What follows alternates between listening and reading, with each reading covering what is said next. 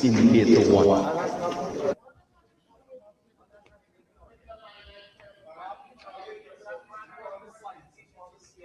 Honorable Minister. So it speaks to 25, 26, 20, 35 persons who will be trained in 2026. And that would be staff in the central ministry, not necessarily in regions. But I would say that there's constant training and retraining and building of capacity all across the country.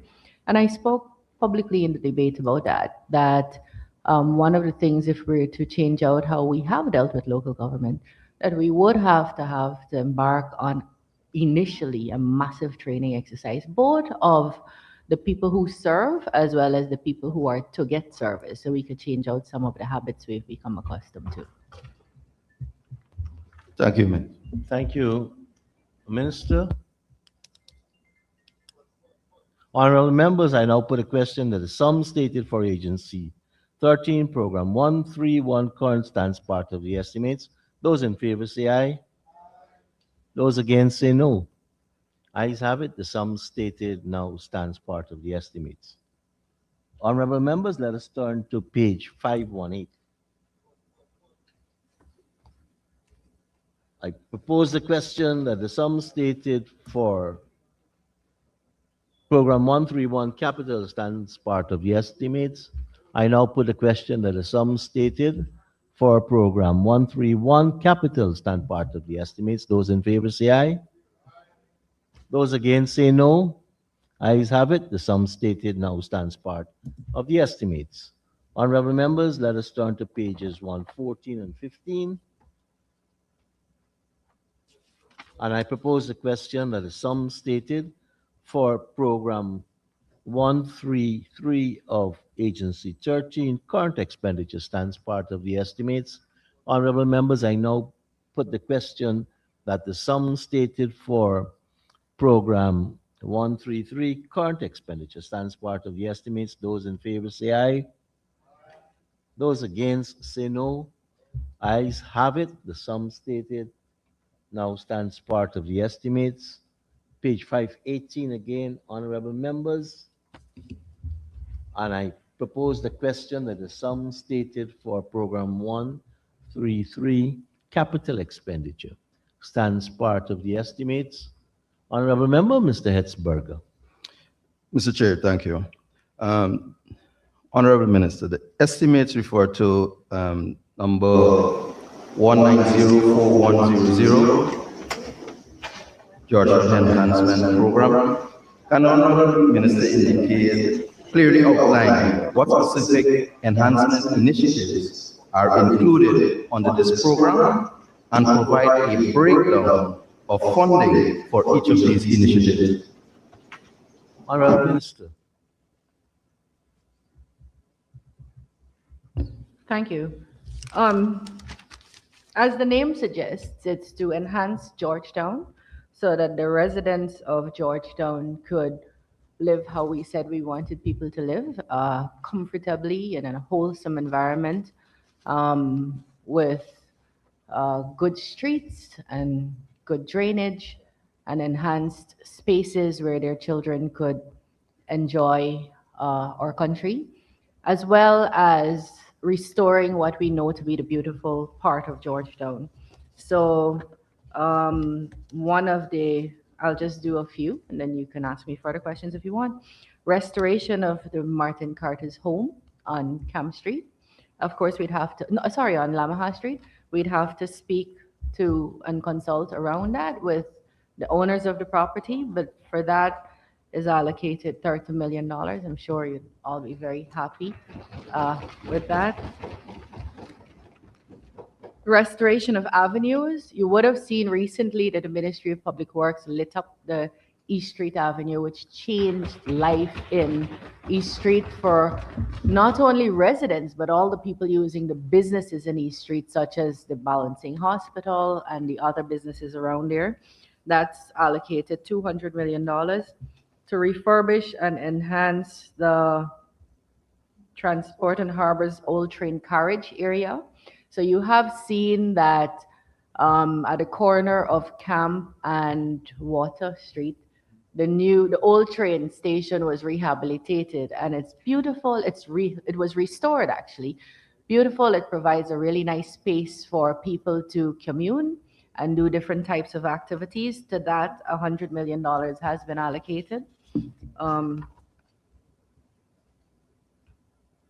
for the design and construction of green spaces at West Rumvelt, East Rumvelt, North Rumvelt. You may have seen recently that we walked through and visited with those communities, and there are some um, specific things residents asked for. Of course, further consultation will have to be done on those. The rehabilitation of, in collaboration with, or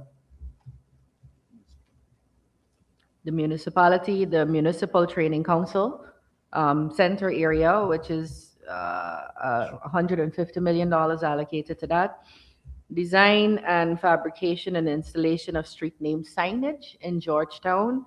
We have $35 million allocated to that.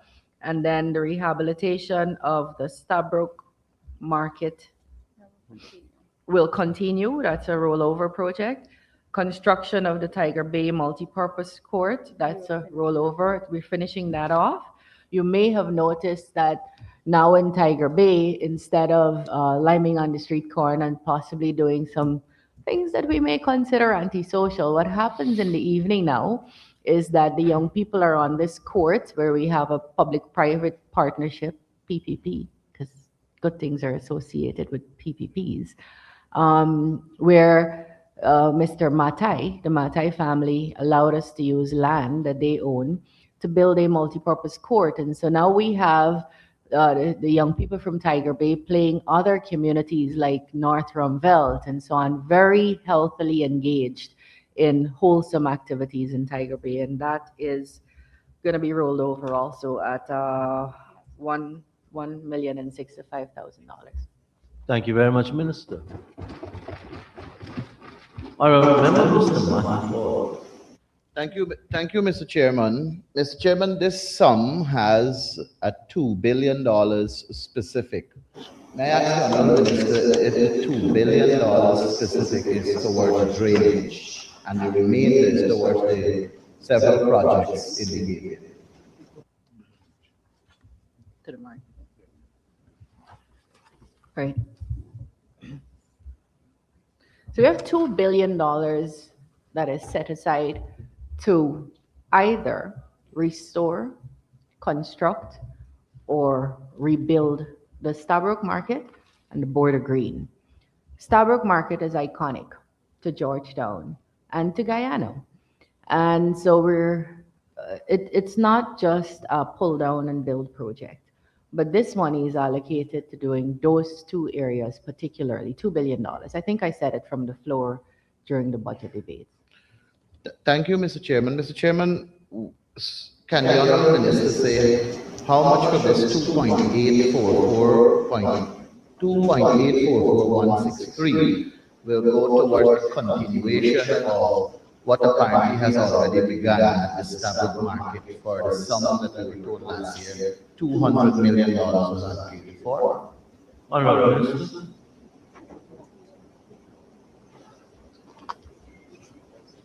So $2 billion was allocated to these two markets, which is totally separate from last year's rehabilitation. So for this year, for 2026, the estimates we're currently examining, it's $2 billion allocated to address the construction, reconstruction, restoration, and/or rehabilitation of the Border Green and the Stabroek Market. Thank you, Mr. Chairman. Mr. Chairman, specific to Stabroek Market, from this allocated sum, it's a rollover project, which means that the project began earlier, and guided by your volume 3, the project began on the 1st of January 2025. There are monies in this sum, as the minister indicated, for the Stabroek Market continuation. Yes. we already spent $200 million as guided by the book that is before us. How much money from this allocated sum are we to now spend in 2026, having already spent $200 million on the Stabroek market? Honorable Minister. So to continue to complete the project started last year, there is a sum of $74,791,000. So may I ask the Honorable Minister what specific the $74 million will do, given that we have already expended $200 million on the Stabroek market?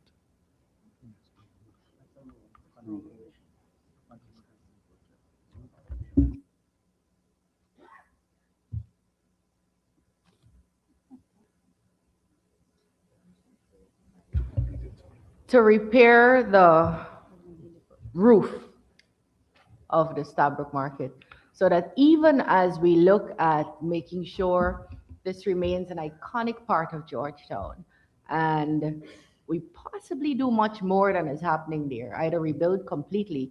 We want the vendors who are in there right now and the hundreds of consumers that travel through there not to be wet when it rains. So we're fixing the roof continuing to fix the roof at a cost of $74,791,000. Mr. Chairman, may I ask the Honorable Minister, given that we have already spent $200 million on the roof, as indicated last year, and we're adding $74 million from this allocated sum for the very roof, is this the final cost to rehabilitate the roof of the Stabroek market to the tune of $274 million?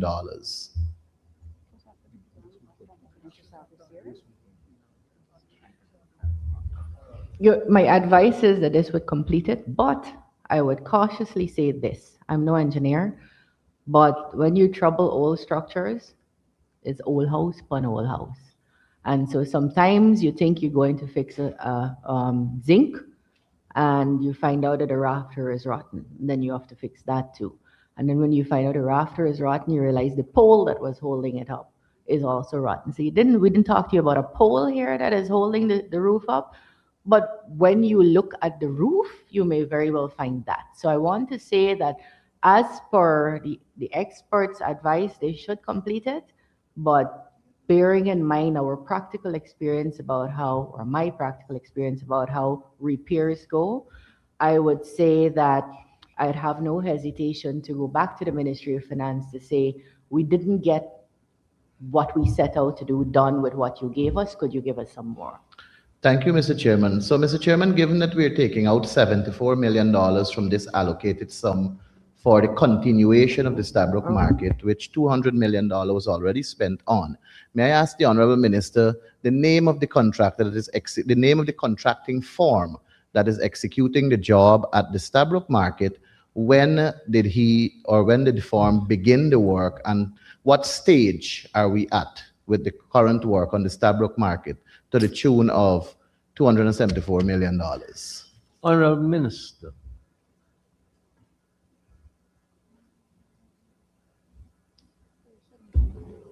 You sure? I'm advised that we didn't bring along with us the contractor's name, but that's something we could easily get before the end of the day. Thank you very much, Minister. Sir, thank you very much. May I ask the Honorable Minister what stage we're at with the work, and when did the work begin? Since $200 million was already expended last year on this project.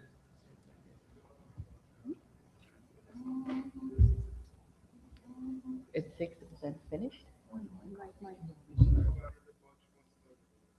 They know the contractor name. You think they don't know the contractor name? You know the name for me. But you are going to this one all the time, but you don't know. $200 million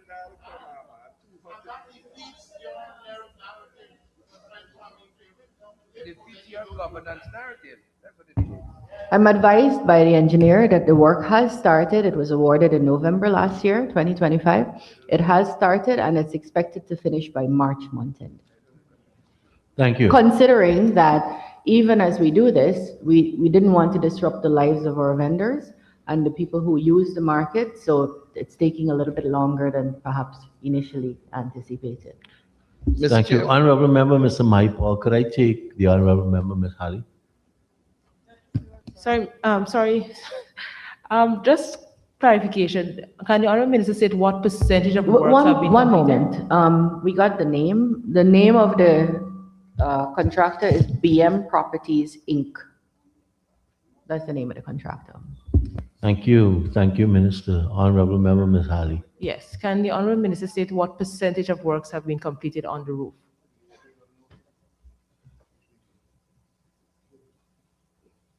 I'm advised about 60%. 60%? 60. No. Honorable Member Mr. Maipol. Thank you, Mr. Chairman. Mr. Chairman, the minister indicated that the work was awarded in November of 2025. A perusal of NPTAB's website guides us that the work was awarded on the 9th of October 2025, and it was awarded to the tune of 107,723,700. May I ask the Honorable Minister, why do we need the additional 74 million when the book is reflecting 200 million already there for that project, and it was awarded in October, the 9th of October, for 107 million plus dollars? Honorable Minister. Thank you, sir. I didn't give you the contract cost. You kept repeating a cost. I'm assuming you got it from last year somewhere. And thank you for the correction that it was not November, it was October, which makes more sense because 60% from November to now might have stretched the imagination, but it makes sense now that it's at 60% because it was awarded since October. It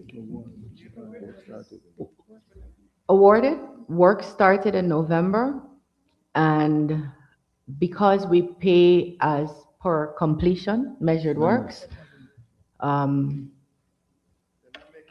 hasn't been paid.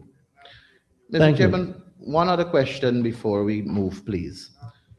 The contract, as directed on NPTAB's website, is for the Stabrook roof, the repair and rehabilitation. The entire contract sum awarded is $107,723,700. The allocated sum in 2025 was 200 million. The Honorable Minister is coming before this House now from this allocated sum for 74 million more for the very project, which was awarded below the sum approved last year.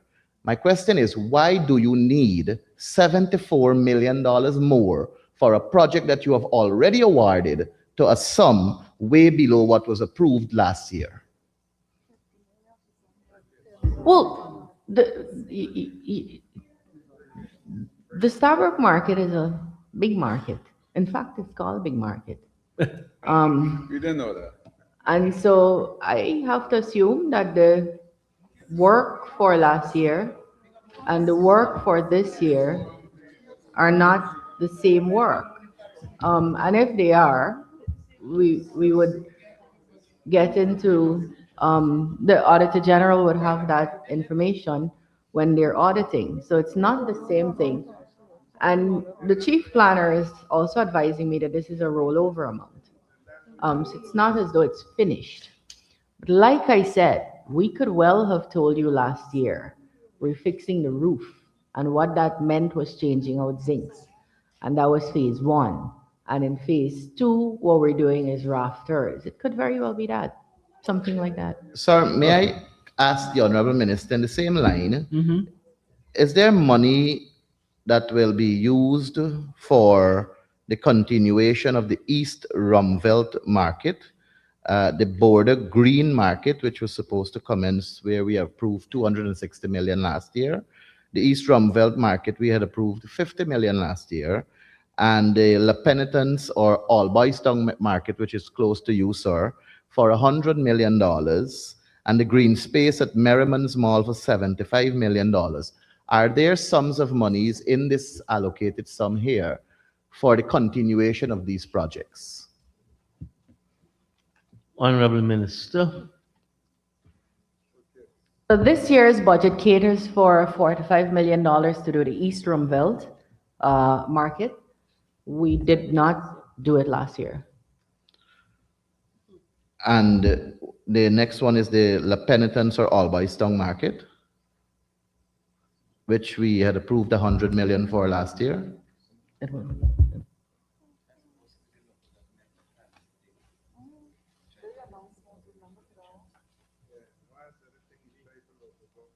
The East Rum Belt Market will also be done this year. No, I'm talking about the penitence. Sorry, La Penitence, yeah.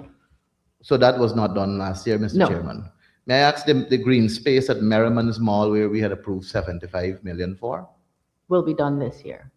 That was not done either, sir. Sir, may I ask if the Border Green, where we had approved 40 million for a consultancy and 260 million for the phase one, if that is being continued under this line, if there's sums of money there for continuation of that. $2 billion is dedicated towards looking at Border Green and the Stabroek Market as a beginning of the Border Green and the Stabroek Market. Thank you, sir. Sir, may I ask if what was a contract awarded already for the Border Green and we're continuing it this year? There is a... No, So this is we're going to start, Mr. Chairman, fresh for Border Green.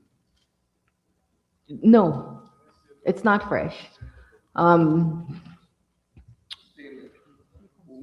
Several consultant companies came to us that are known, and I mean, in fact, I think it's all that we know, and said, we heard you're looking at all these markets, and this is something you want to do, and so we're offering our services in design. We have not hired anyone to do a design as yet, so when you say it's starting from fresh, I wouldn't say that, because we have seen a concept, and there was a bid that went out for expressions of interest. So you're not starting from fresh, but nobody has been awarded a contract to do it as yet. Chairman, with my last question on this line. Go ahead, Honorable Member. And if you would permit me. Sure. Sir, we have expended the total sum guided by this budget book, $2.7 billion last year. And every project I am asking about that we awarded this 2.7 billion for last year has either not started or a very small amount was towards it. And now we're here for $2.8 billion for the same line. But why is the book reflecting that all of this money is spent out and we're coming back for the very same projects for the very same amount? If you would permit me, sir. So, Mr. Speaker, Honorable Minister. yes, we are dealing with 2026, and I encourage the honorable member and all of his colleagues to focus on the future. Let's go forward together. Thank you, Having Minister. said that, Mr. Speaker, there were changes of program based on priorities. One of the priorities, evidenced by today's rainfall and its impact, was to look at drainage in and around the city, as a result of which we have warranted money to the Central Housing and Planning Authority. Do we want the answer? Or you guys just wanna, yeah. We have warranted money to the Central Housing and Planning Authority, who has the capacity and expertise and has demonstrated the ability to do drainage well. So you may see what you say is spent, but that's why it's being reflected that way. Thank you very much, Honorable Minister. Honorable Member, Ms. Halley. Thank you, Mr. Chair. Can the Honorable Minister state of the 200 million that was used, because it's 74 is expected to be used this year, or I can ask on the 74, how much of that is actual the labor cost? How much of that is actual cost for the getting the stuff for the building? Honorable Minister.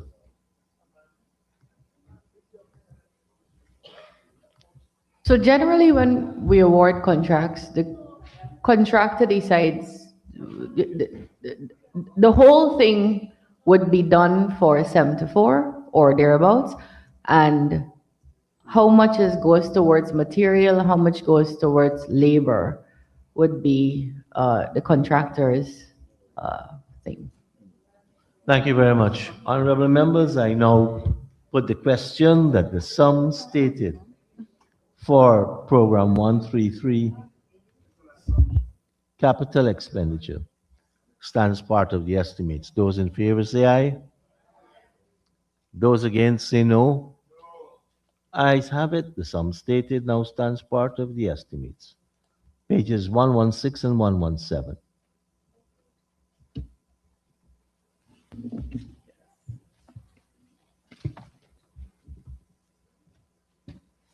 And I propose the question that the sum stated for Agency 13, Program 134, current expenditure stands part of the estimates. Honorable Member, Mr. Mahipal. 6294, not I as yet. 6294, sir. Sir, from this budgeted sum $1.942 billion, can the Honorable Minister tell this House the operational expense for the Hagbosh landfill site and for the Luzignan landfill site? Honorable Member, Honorable Minister.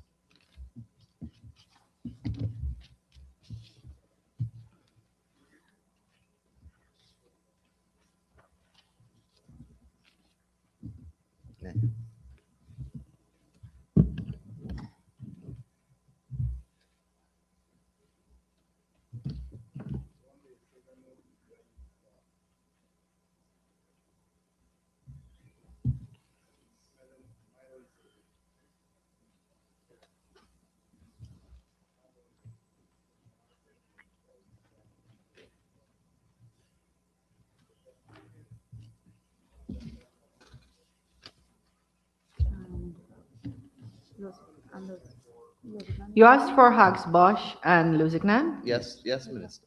Through you, Chair.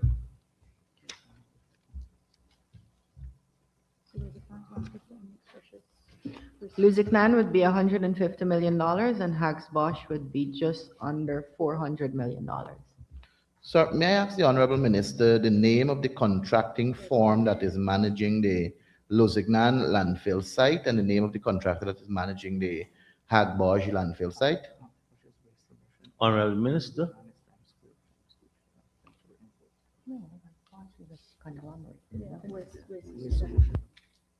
So Hagsbosh is a conglomerate of several persons who have developed expertise in landfill sites, and that's Waste Solutions Inc. and Luzignan is Times Square. Sir, may I ask Times Square, may I ask the Honorable Minister, what is the tonnage of waste that goes to the Luzignan site per day and the tonnage of waste that goes to the Hagbosh landfill site per day?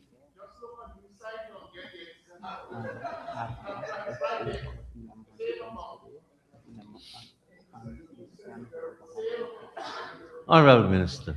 So Hagsbosh is about 1,100 tons per day, and Luzignan is over 150 tons per day. Thank You want to go? You Mr. want us to add you to that? Thank you very much, Mr. Chairman. Mr. Chairman, without a doubt, the Hagbosh landfill site is within an area that is developing. We're having roads, we're having people with homes. The buffer zone really has been significantly not only reduced but encroached upon. Is there any sum of money in this line to cater for a consultancy to open a new landfill site with the same specs and make better for more modern for to cater for the waste that is going to Hagbosh, so we can finally close Hagbosh and use the land more constructively? Honorable Minister. Yes, I love that you're asking about Hagsbosh. And so Hagsbosh began as the first landfill site that we had in the country. What you said was right. I thank you for recognizing, by the way, the amazing development that's happening on the East Bank with all the housing that has been distributed by the government so that people now have assets and places to call their homes and can live in dignity. Thank you for recognizing the beautiful highways that have been constructed over the last 5 years. And those are things that have affected the initial buffer zone. Hagsbosch, if you would recall,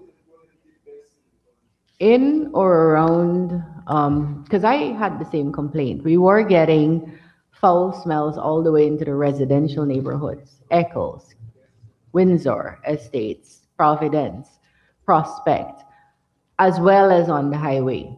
What I'm advised by experts in the ministry is that there are two times garbage smells. One, when it's fresh, or two, when it's decaying. What we were getting, the decaying garbage travels, the smell travels further, which is why you were getting it in the communities. You would know if you speak to residents of Eccles, Windsor Estates, Prospect, Providence, that that is no longer happening because between September and December, mid-December, we covered all the exposed old garbage. What you are getting now is a scent on the highway, and that is from new garbage because we've just opened cell 3 at Hagsbosch. I am told that the experts in the ministry, whom I trust, it's been a joy to work with them, are feverishly working on some solutions where they hope that even that will be severely and seriously fixed. And so I'm looking forward to that solution. Yes, there is a consultancy that we will do for Luzignan landfill site. All the landfill sites we're looking to construct across the country at Zorgenbleit in Region 2, in Lucretia Catarina in Region 3, in Manarabisi in Region 6, Bond Success at Letem, the 8 new landfill sites, 10 miles in Martica, in Region 5 in the MMA scheme, in Region 10 at Mabura Rockstone. All of those will be modern landfill sites that look at a circular way of disposal of solid waste. I'm also happy to say that hopefully within the course of this year, we will have the country's first solid waste management law, and I hope you'll support that fully. We're currently consulting on that. And that bill had to be revised so that we could look at a circular way of disposal of garbage, which is use, dispose, reuse, rather than the linear way we were looking at before, which was just use and dispose. So sites are getting enormous attention because we understand that one of the main issues or a big issues residents face in communities is how reliable and predictable their garbage collection has been and how inconveniencing it is for them when they have overflowing garbage in their surroundings. Thank you, Mr. Chairman. Mr. Chairman, the Honorable Minister was kind enough to say that they have begun consultancy for the Luzignan Will begin will begin. Sorry. 2026. So is it the intention, sir, of the government to remove from the Hagbosh completely and move everything to Luzignan by way of expansion of Luzignan, and Luzignan will become perhaps the new Hagbosh of Guyana? Well, Hagsbosch was designed to have cell 1, cell 2, cell 3. Cell 1 and cell 2 are finished. In fact, what we're doing now is we hope we could take you and all of us in here, perhaps sponsored by the Honorable Speaker, we could go picnic on the closed cells because that is literally what we're trying to do. Not only close them out, but cover them and make them pretty. We just started using cell 3, and that's in the design. When that's filled, we'll close it. But we're not close. We don't have a plan to close it prematurely. Thank you. Sir, the Honorable Minister was kind enough to say there's no plan to close it prematurely. We have the 4 buildings, 12-story office complex that has been constructed by the Ministry of Public Works right around the corner. We have some expansion going on, some schemes and so on. How long more do you anticipate cell 3 will be there in existence and garbage will be going there? I really like that you're very, very informed of all the development happening. I'm sure you never saw buildings like that going up for the Ministry of Public Works, right? We do our work well, sir. Yeah. Uh, and I'm glad there's honesty attended to that work, that you could sit in this assembly publicly and say what's happening. Huge buildings, beautiful highways, When all the cell 3 housing gonna close, schemes. please? Um, 1.558 trillion budget. and so Haxbosh is intended to be closed in 2029.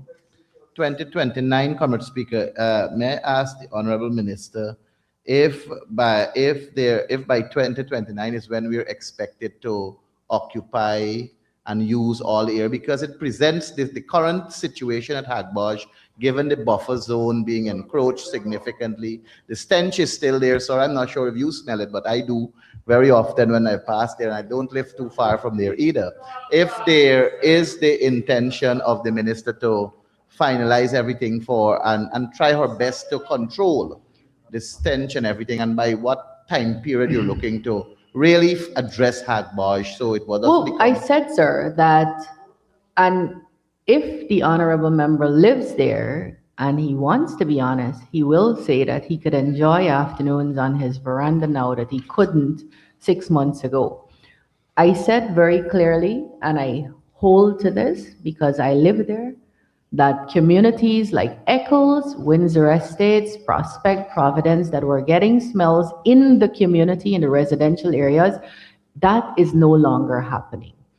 What we're getting is a foul smell on the highway, and experts in the ministry said they're working on some solutions, and I trust these young people. If we can't get the solutions from them, then we'll go further afield. But I've seen these guys work in 3 months to stop a smell that was happening for the last 7 years, including when your government was in power.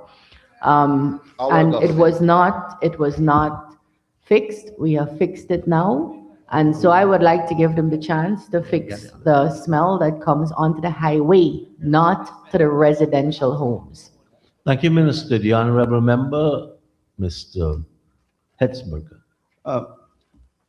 Honorable Chair, Minister, you mentioned about I agree with you in how we dispose of our garbage. We just use and just dispose. Is there anything here I heard you talk about some of the steps you were taking in a policy direction, which will eventually lead to legislation in how we dispose of our garbage. I'm very concerned about this, Minister, when it comes to especially the garbage collections. When you're through your streets and these garbage trucks collect the garbage, and when they go through the process, the stench that is left there for hours, even days, probably based on what is disposed. I hope that we are working towards that in the way we dispose of our garbage. So we are. Two things about that. I'll come back to it in a minute. But we are working on recycling. We're working at separation at source. That means in your home, you will now have plastic here, paper here. I mean, I quipped when we were in the debate and said Mahi Paul there. But so we're looking at separation at source and then separation at the various dump sites also, or various landfill sites. But Honorable Member, this morning, our workers were on the streets. And it broke my heart because what we sent them out to do was to pick up all the bottles that have floated up, that were put there and thrown there by citizens. And so this is not going to be simply a matter for me because I sit in this seat right now, or these officers here, or this government. The nation has to get behind changing out our habits on waste disposal. And other countries have done it, but they didn't do it overnight. So I think a state's duty in something like this is, one, to lead out that change by providing the various facilities. That's the state's duty. And that's why I said this year, every single NDC, every single municipality will have garbage trucks, will have bins, will have markets, will have compactors, but also a massive campaign. You'll see that begin shortly. A massive campaign to change out attitudes and habits about how we ourselves are treating with solid waste. And I hope you can join that campaign. And the people who believe in you, if there are any, that that you get them to hear you when you say, we don't want you throwing garbage on the streets. We don't want you eating your chico and spitting it out on the road. We don't want you businessmen paying people to go throw your garbage somewhere else, even though facilities are available. So I think that's a good thing this entire house could get behind. We could cooperate on that. Sometimes, and I hope that wouldn't be true about this honorable house, sometimes opposition political parties find it useful to make sure we keep the status quo. So you have a cause. Look, the place nasty. Look, the place flood. But we could get behind this because it's good for Guyana. It's good for Guyanese. It's good for children. So together we could try to change out these habits. Mr. Chair, Go ahead, Honorable Member. thank you, Ms. Mr. Chair. Just to Gabriel. follow on from what the minister just said, I've heard about reusing, etc. But I wanted whether the honorable minister could say to us, because I know there are at least two local operators with the ability to recycle plastics and have the ability to convert it into products like cones, etc. So I'm wondering whether the minister has in her thinking or in the policy of the ministry to perhaps look at partnering with these operators um, and maybe incentivizing the collection of plastic bottles, etc. Is that anywhere in what you're thinking? Honorable Yes. Minister. Yes, the broad answer is yes. I want to be careful because incentivizing always almost has a financial sum allocated to it. And so I want to be careful with saying yes. But we have right now persons who are looking at recycling. There are some complexities to the issue about how much waste is needed for recycling to be beneficial. And so that's what some companies are looking at. I'm happy to say that one known company has invited me to see his operation, Mr. Sivans, which is somewhere on the East Bank. And so we are looking at how we can encourage positively as well as through penalties negatively the changing out of these habits. We're looking at a bottle depot, so that you get compensated for bringing the bottles rather than pitching them on the street, those kinds of things. So, yes, we are looking at it. And thank you for being interested in it. Thank you very much, Minister. Honorable members, I now put a question that the sum stated for Program 134 current expenditure stands part of the estimates. Those in favor say aye. Those against say no. The ayes have it. The sum stated now stands part of the estimates. Page 518, honorable members. And I propose the question that the sum stated for Program 134 capital stands part of the estimates. The honorable member, Mr. Mahipol. Thank you, Mr. Chairman. From waste disposal, we move again to markets, sir. Project code 130-2200, community infrastructure improvement projects. A budgeted sum here of 18,463,700,000.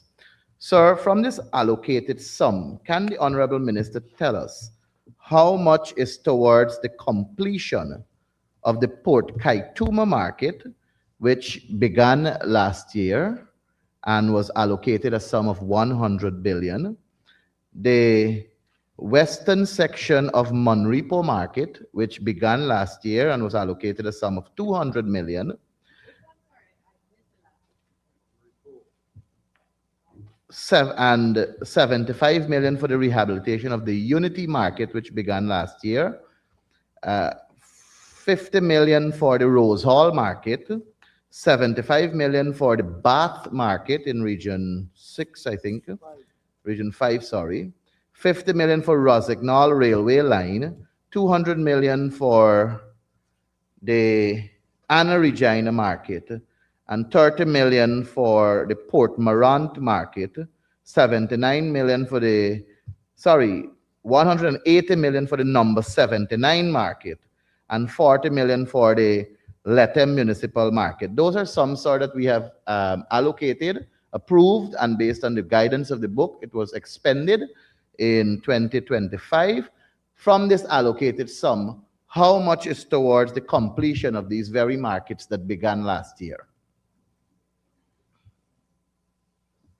Honorable Minister. So these are the sums that are rolled over into this year to be completed this year. Port Kaituma at 38.383, 38,383,000.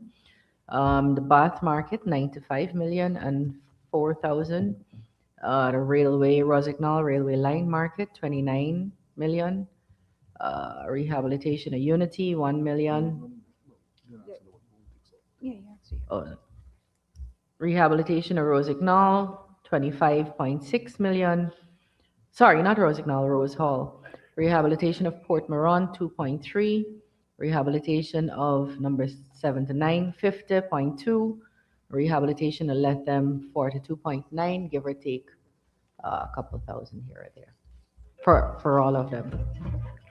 Thank you, Mr. Chairman. Mr. Chairman, with these sums that the Honorable Minister was kind enough to call, which are allocated in this $18.5 billion, would this see the completion of these markets? Honorable Minister. I want to, it would complete what the initial scope of works was.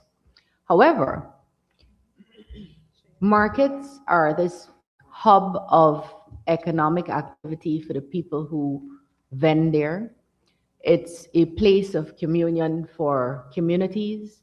It's a place of socialization. It's a place, it's part of our culture. And so this would complete the initial scope. Whether we continue to be happy with what the initial scope was would become an issue. Because I now want to see markets that might look a little bit differently. We have some minimum standards. We want to make sure every market has good sanitation, good sanitary facilities, excellent protection from the weather, which would be roof, organized stall spaces, organized vendor spaces. So wet fish and so on in one place, haberdashery in another place, dry goods in another place, cloth and fabrics in another place. So what we want evolves over time. And I believe, so this, to answer you directly, this would complete the initial scope. I wouldn't want to say that's the end of whatever we have to do at those particular markets. We might have a new scope that is more evolved. Thank you very much, Mr. Chairman. Mr. Chairman, the Honorable Minister may have missed the Anna Regina market, where we expended 200 million last year. How much is to complete that market this year? Honorable Minister. So Anna Regina was not done last year. It's going to be done this year. Thank you, Mr. Chairman. Mr. Chairman, may I ask the Honorable Minister, the markets that were listed there that the Honorable Minister gave the sums that are allocated in this sum here, means that contracts were awarded. May I ask the Honorable Minister the name of the contracting form for the markets she just listed, Port Kaituma Market, the western section of Monrepo Market, No, hold on. the Unity Market, Rose Hall, Bath Market, Rosignol Market, and the Lethem Market, sir. Wonderful. And the awarded sum, if possible, from the chairman. So Monrepo, I don't know, you seem to have particular interest in particular markets. So we got to comb through all the several markets we're looking at. Because I oftentimes, sir, visit these markets and they don't reflect the amount of money budgeted. Monrepo would be per mall trading and distribution. Might see a big car passing on the road, that's part of the Um, market. and budgeted would be $303 million. What's that one he said? Which one?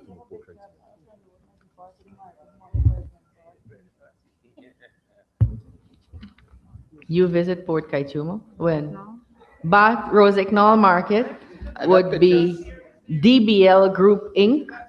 and rolled over would be $29.5 million. Bath Market would be Yadram and Sons Construction, and that would be $95 million. You never visited Bath Market. You gotta send me that picture, Ganesh. Rehabilitation of Port Morant Market, HE and SAI Investment.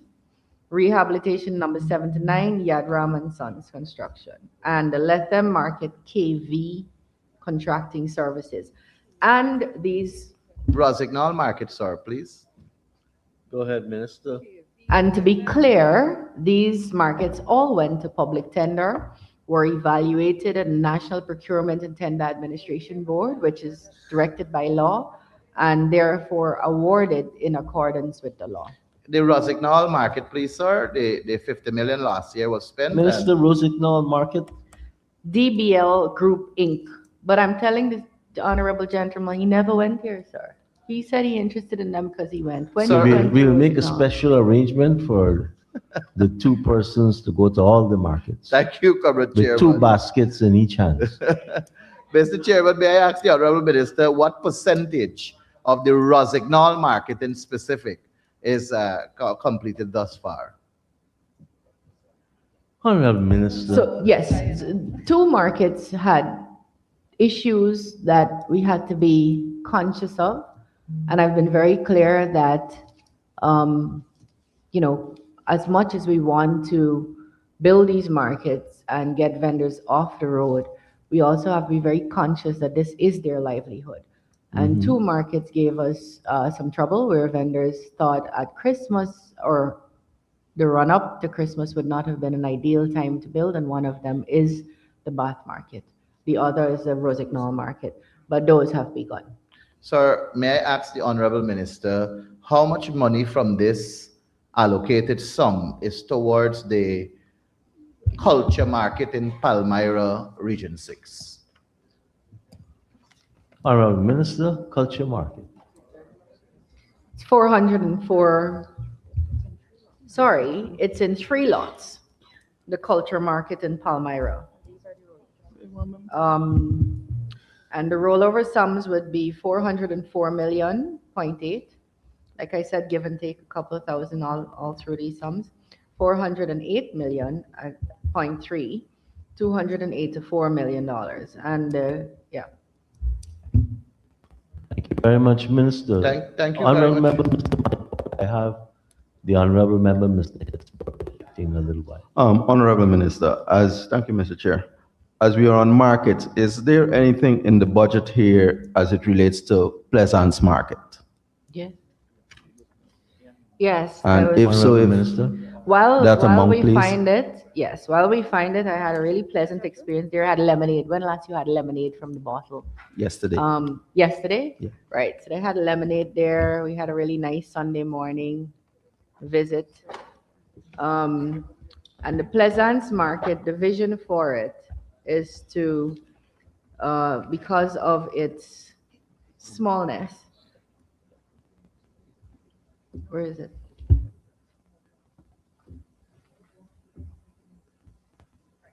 So Pleasance Market would see us going up, and not just staying flat, as well as having a wet section that is separate. There was a really nicely done tarmac by the Ministry of Public Works, just west of the market, across the road to the market. And so, yes, there is a plan to this year begin and hopefully even finish a new Pleasance Market. Thank you very much, Minister. Honorable Member, Mr. Chair? follow up. yes, Mr. not a Hitzberg. follow-up.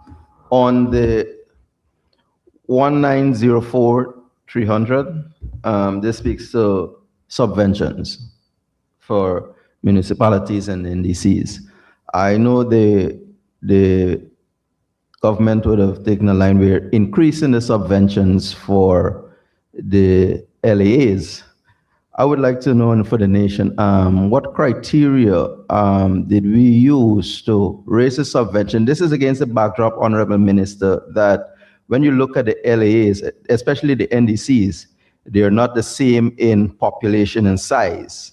And take, for instance, I'll give you an example, Moro Perico, as compared to a Lagrange Nimes, two different LAAs in size.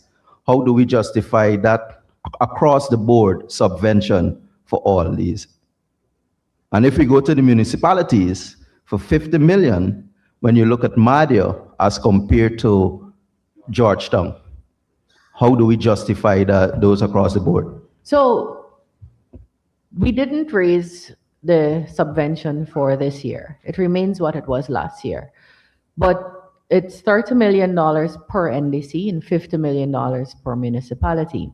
We did raise it as a government from what it was before, a time you might be more familiar with, where it was nothing really. I think the question is valid because I myself have had that question. You have some NDCs with 12 villages and some with 12 streets, and then you get the same thing. So it's a good question. It's something to look at, and it is something I'd like to look at too. For now, it remains at $30 million per NDC, $50 million per municipality, which is moving from $5 million and $18 million before. It's a huge increase, gives a lot more autonomy, allows for a lot more work to be done in communities locally that are determined directly by those communities. But it has not been increased from last year to this year, but it's a valid comment. A follow-up, Honorable Minister. With the distribution of these subventions for my education and for the nation at large, how are these subventions dispersed to these LAAs? And the usage, how they report on the usage? Right. So we're very committed to following the Constitution, our country's most supreme law. And so we insist that local organs consult with their communities and then go back to council, discuss what may be best, and then present to the ministry what it is they'd like to do, as a result of which money is then released to do that work. And then it's obviously audited. Thank you So that's very how, much. that's the process. Thank you very much, Minister. I Mr. have Chair? the honorable member, Ms. Natasha Singh. Thank you, Mr. Chair. Just to follow up on the rollover for the Rossignol market, can the minister say what's an expected date of completion for the Rossignol market?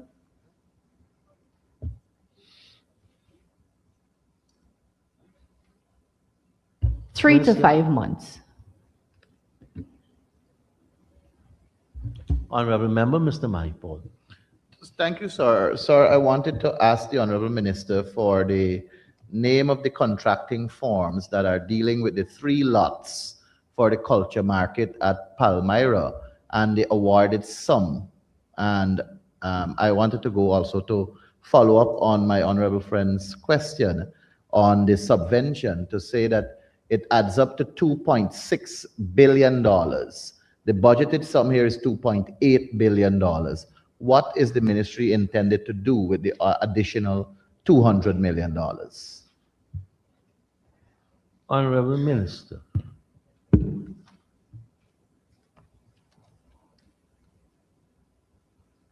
The honorable member kindly repeat the question. So, sir, the first one was with reference to the culture market. She indicated that it is awarded in 3 lots, the name of the contractors for the 3 lots and the awarded sum. Yes, and secondly, the subvention to NDCs and municipalities with $50 million to municipalities and $30 million to NDCs, will give you a sum total of $2.6 billion. The budgeted sum here is $2.8 billion. What will the ministry do with the additional $200 million? Honorable Minister.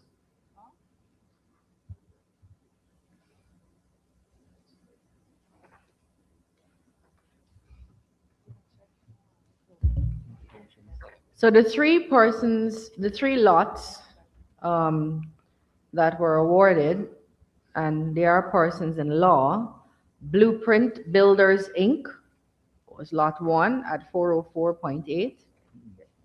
Sorry, the contract sum is 468. Second lot was Permall Trading and Distribution. Contract sum is 480.3, $100 million. The third lot was A&K Construction at $334.1 million. Again, give or take a couple of thousands. Mahipol. The $200 million that is from the subvention to NDC and municipalities, the extra $200 million. But that's based on your calculations, right? Right. Yes, sir. At 10 municipality by 50 million and 70 NDC by 30 million gives you 2.6. Go ahead, Minister. So in every local democratic organ, particularly at NDCs, we are putting in, not we, the government is, but the Ministry of Housing is really aggressively creating single window spaces where persons could go, and instead of going to the environmental health officer and then the architect and then the NDC and then housing to get a permission to do an extension. And we have more disposable income in the country now. People are doing better, are more jobs. More people are owning their own homes, are being able to extend their homes because our country is doing better, our people are doing better. So this is a very important program for us. At these NDCs, we pay sometimes for the internet, we pay sometimes help desk persons. So although it's majorly run by the Ministry of Housing because it is hosted in the local democratic organ, sometimes to make sure it works, we help out under this line with this. Thank you, Mr. Chairman. Honorable Member, Mr. Mahipol, let's give the Honorable Chief Whip an opportunity. This is how we're taking long. Thank you, Mr. Chair. Going back to the subventions, can the Honorable Minister state whether there is a criteria that the NDCs and the municipalities have to work with when determining how they spend their subventions? Honorable Minister. Again, a consultation with the people the money or the programs are intended to benefit. So that's the first thing in terms of process. Whether we have a written document on what they can do, the answer is no. But it has largely been understood to mean smaller projects because other ministries deal with larger projects. So a footpath bridge, a bus shed, community ground, fence a community ground, fix a small street. Those are typically the kinds of things we see. Thank you. Just to follow up, bearing in mind that a street would be done by the Ministry of Public Works, drainage would be done by NDIA. Should be. Well, your colleague just said how many streets and highways were built. So I mean, we drive in the same. We live in the same country. The street network has changed out completely. I mean, you'd have to be blind not to see that. Minister, honorable members, this is really informative engagement, but I am testing the patience of some people. I'm 7 minutes over, so I can take. I just have one follow-up, sir, and then I'm Go done. ahead. The follow-up question is: does the government have veto power once the NDCs and municipalities come with their view on what what they believe is best for the city or the NDC, does government have veto power over their decisions? Minister? It comes back to consultation. Once the community agrees with the program put forward, that would be honored. Honorable Member, But Mr. Maipaul. where we find out that the community was not consulted, and therefore Article 13 was not upheld, then we would encourage them to go back and have that done. Honorable Member, Mr. Maipaul. Thank you, sir, for acknowledging me to have the final question, and I will move to project code 3600300. Honorable Member, I thought it was going to close off the line item which we were dealing with. One But to question put I a have. new one, it's going to be a little hard. But all I want, sir, is the one question to the minister. Go ahead, had go said ahead, it. go The ahead. minister said in her budget speech that they're opening 8 new landfill sites from this budgeted sum of 5.964 billion. Would the honorable minister just be kind to tell us the sums allocated to the 8 new landfill sites, which was listed as Zorgenvliet, Katrina, Lusignan, Blair. Okay, but you ask her and she has that. Okay. Please. And just to, to remind you that this is the beginning of the modern landfill sites that will be done all across the country. Zorgenvliet would be 300 million, Laurentia Catarina 480 million, Lusignan 600 million, Blairmont 280 million.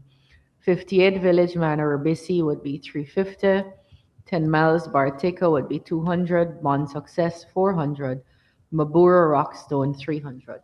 Thank you very much, Mr. Chair. Thank you, Minister. Honorable members, we will have to put the program, and I so do, that the sum stated for program 134 capital expenditure stands part of the estimates. Those in favor say aye. Aye. Those against say no.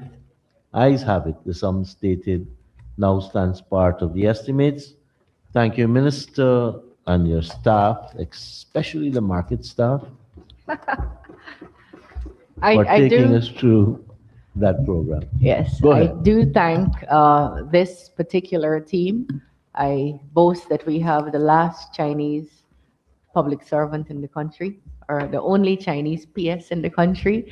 Comes with all kinds of benefits there, sir. But I don't know the and- name Lord. Go ahead. And as you see behind me, a very young team, dedicated, a small team, but really a joy to work with. So I thank them all, even those who are not here today. Thank you very, very, very much.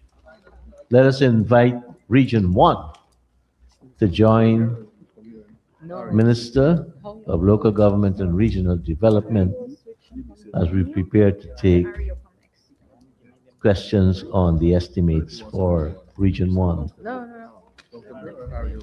And really commend the Honorable Member, Mr. Mahipal, for the work he has been doing.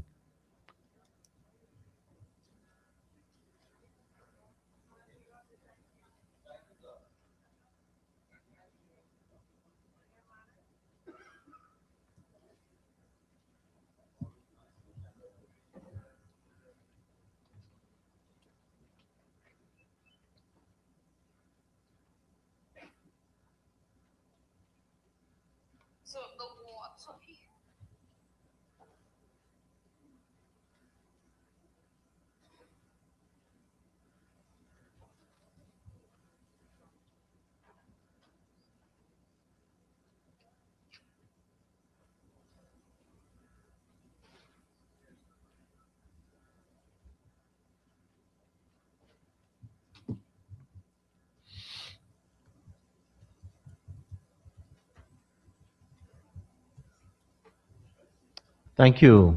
Honorable members, we are starting at 3:20. And I propose the question, turn to pages 342 and 43.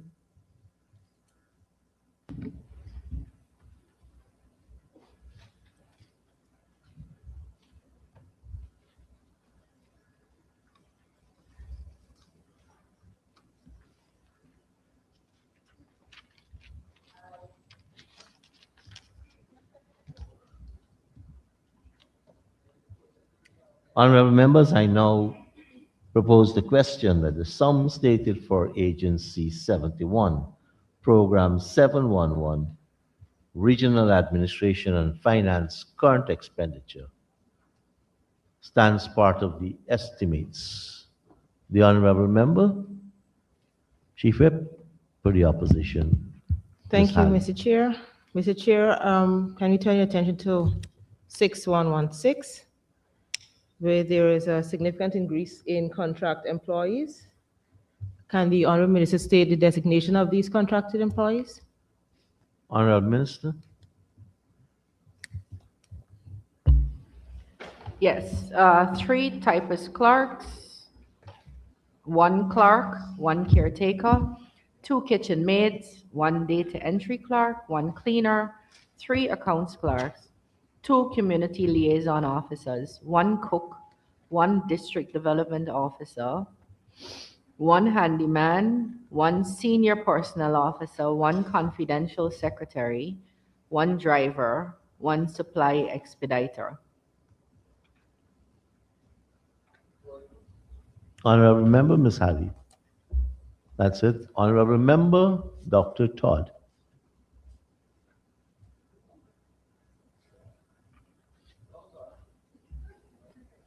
Honorable members, I now put a question that the sum stated for Agency 71, Program 711, current stands part of the estimates. Those in favor say aye. Those against say no. The ayes have it. The sum stated now stands part of the estimates. Let us turn to page 553.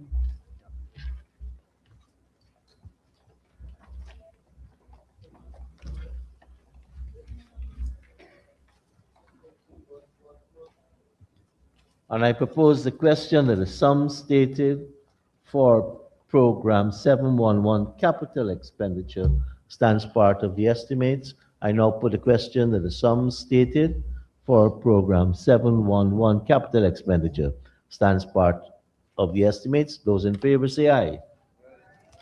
Those against say no. Ayes have it. The sum stated now stands part of the estimates. Just for the newer MPs, Public Works, Education, Health, and Agriculture have their own budgets under all 10 regions, so you'll see this coming up over and over again. Let us turn to pages 344 and 345. And I propose a question that for this agency, Program 712, Public Works current expenditure stands part of the estimates. The Honorable Member, Mr. Mahipal. Thank you, Mr. Chairman. Sir, may I turn your attention to 6231, fuel and lubricant. Sir, in 2025, this region expended a sum total of $618,500,000. And for this year, there's a significant decrease to $285,426,000. May I ask the Honorable Minister, given what was spent in 2025, would this reduction hamper the work of the region? And if not, can she say why the significant reduction, please? Honorable Minister. Yeah. No, it won't. Not because it won't because although you don't see it reflected here, the allocation needed is going to be done somewhere else, and that is through the Hinterland Electrification Company. That's taking on responsibility of fuel and lubricants for the Mabaruma Powerhouse and the Maruka Powerhouse. So the people of Mabaruna and Maruka will not suffer in any way because of this reduction. Thank you, Minister. Honorable members, I now put the question that the sum stated for Program 712, Public Works current expenditure stands part of the estimates. Those in favor say aye. Those against say no. Ayes have it. The sum stated now stands part of the estimates. Page 553.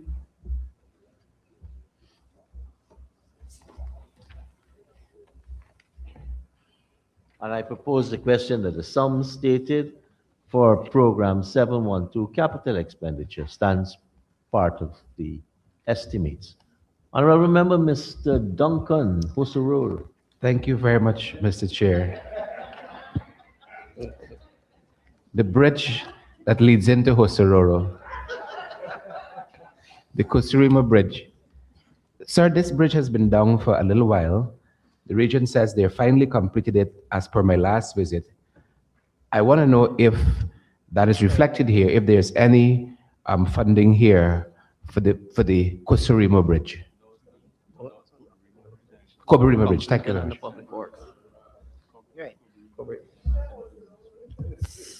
So Speaker confusing me. it is being done by the Ministry of Public Works. It was completed by the Ministry of Public Works.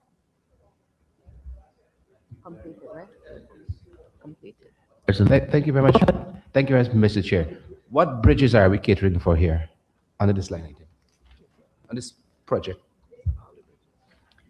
So that would be 2 bridges at Ornock, which is Materkai, a bridge at Barnes Farm, Matthews Ridge, the construction of a bridge at 50 acres, rehabilitation of the Gavel Surface Road Bridge. Sorry. Yeah, those 3 bridges that I just mentioned Thank you, Minister. under this ministry. But I want Thank to raise with the honorable member as well as other honorable members and the nation that this is not the only ministry that does bridges.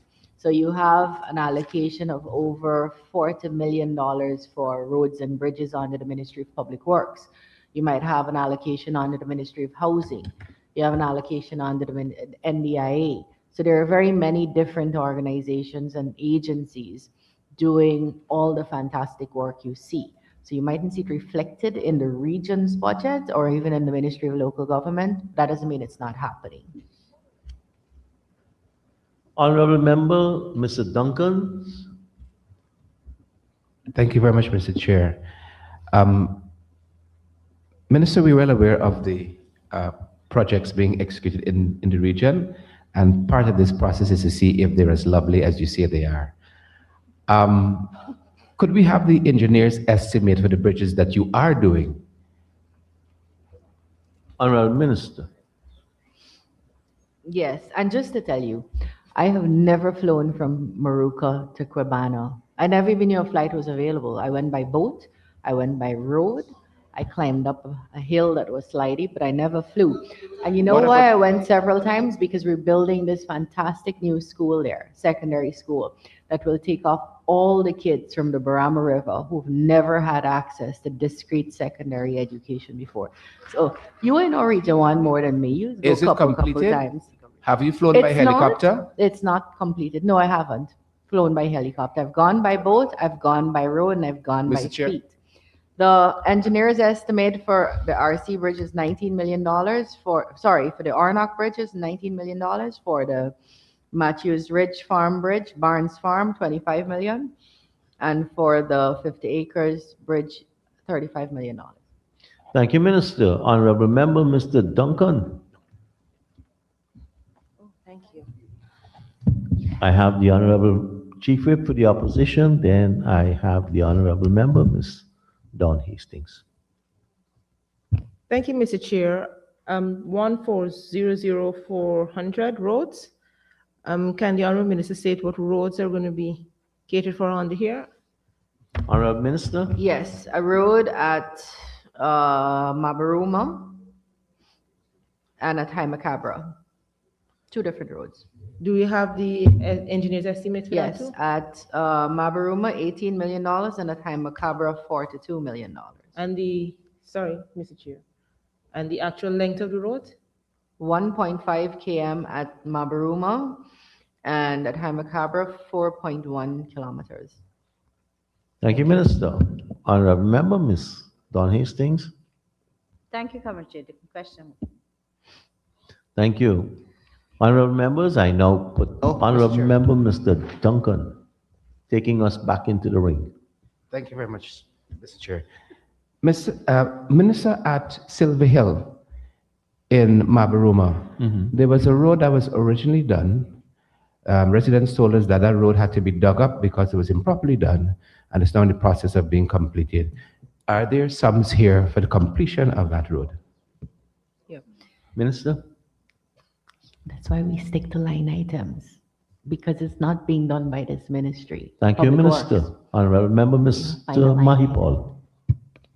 So, Sir, 2601-400 power supply. I see a sum here. Last year, we spent 106,917,000. And this year, we have a budgeted sum of 50 million for the provision of for electricity distribution networks. There are several communities, sir, in Region 1 that are not a part of the township, for example, like Mabaruma, and you have other communities like Port Kaituma and Matthews Ridge that are growing in population and popularity. Is this some to expand the network to capture more communities, or is it to further develop what is already existing and make it more resilient in terms of power supply? Honorable Minister. Yes. So we're establishing a gridded barometer. You know, barometer is now going to get a grid for their community, and we're upgrading and expanding at Waramuri. Now, if you know where Waramuri is, they just got a brand new secondary school for the children of both Waramuri as well as those villages like Haimakabra and so on. So they actually need brand new secondary school with classrooms and labs, and their first secondary school. So they actually need an expansion. So that's what's happening there. Thank you, Minister. Thank you, Mr. Chairman. Honorable members, I now put the question that the sum stated for program 712 capital stands part of the estimates. Those in favor say aye. Those against say no. Ayes have it. The sum stated now stands part of the estimates.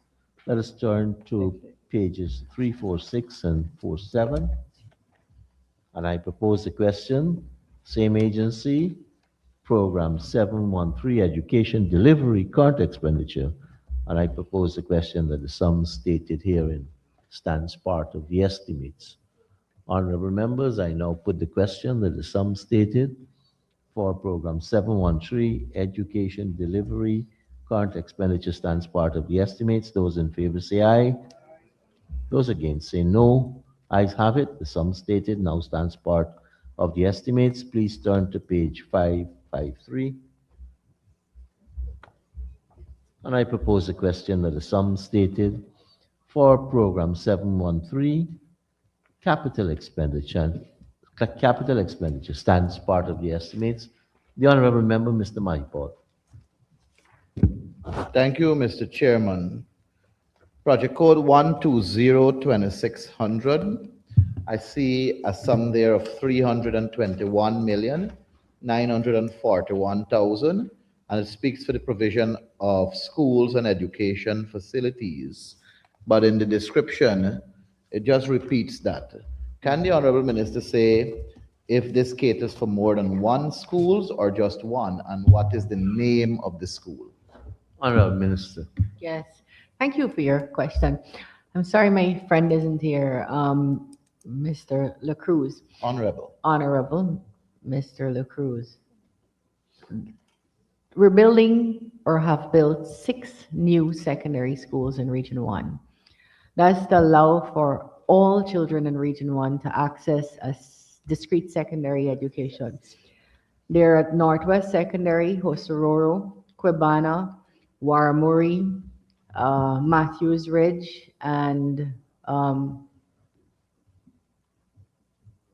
think I said Hosororo. And we're going to begin Manawaran also. That's 6 new secondary schools. But for this program here, we're going to be expanding the Arakaka Primary School, reconstructing Kariako Primary, that's in the Barama River. I'm sure Minister Sarah Brown is very happy to hear that because she's asked repeatedly. We're extending the Port Kaituma Primary. This will also include a provision for the SEN unit. We're extending Canal Bank Primary, reconstructing a SEN center at Maruka, the sub-region of Maruka. We're building a school at 5 Star Primary, Eyelash Primary, Big Creek Primary, 5-star, and then we're building teachers' quarters at 5-star, Eyelash, and Big Creek. Now, I just wanted to point out to you and for the benefit of the nation that places like Eyelash before didn't have schools because although the country has been deemed by the United Nations to have achieved universal primary education, these were really itinerant mining communities. People have now settled there, and the kind of government we are, we're very responsive. So we're actually going in to build schools where they have new settlements. And I'm very, very pleased about that. So that's where you see showing up here. Thank you, Minister. Honorable Member, Mr. A Mahipur. follow-up, sir. Go ahead. Schools that were named there for some extension and in some cases building new schools and the likes. We had expended from this very line 183,135,000 last year, and now we have the budgeted sum of 321.9 million. Any of those schools that were named, is it a rollover that is continuing under this line of which sums are catered for? Yes, two of them. Arakaka at $12 million, 12.1, and Kariako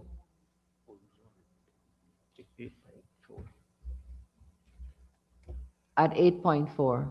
So may I ask the Honorable Minister, given that the sums in this allocation is for Arakaka and Kariako 12.1 and 8.4 respectively, what is the total sum of money awarded when these schools began, and who are the contracting firms that are doing the work currently?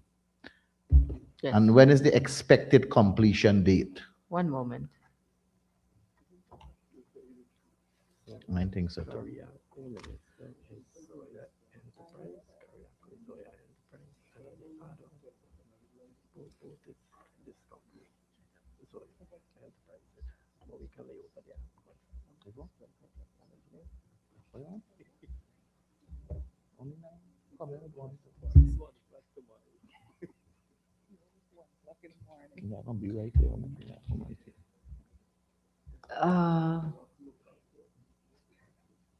I'm advised by the REO that both of them are the contractor is Zoya Enterprise.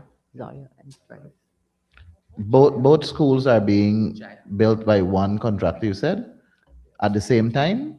I am so advised. Okay, may I ask what date, sir, were these contracts awarded to this one contractor? Zoya.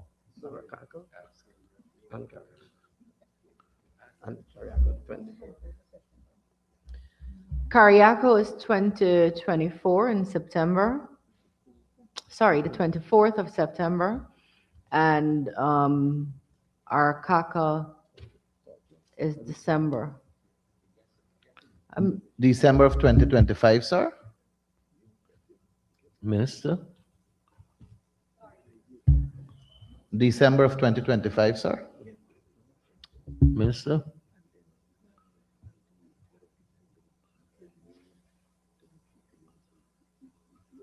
I thought so. I want to be a little bit clearer because I know it hasn't started. I knew it hasn't.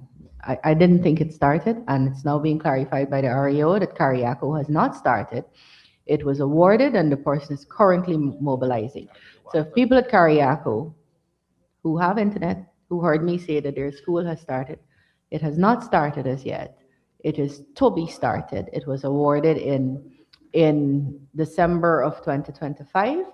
Part of the issue I'm being advised by the REO is the level of the water in the Barama River, which disallows easy transportation to and from these villages, which affects and impacts how work is done, civil works are done.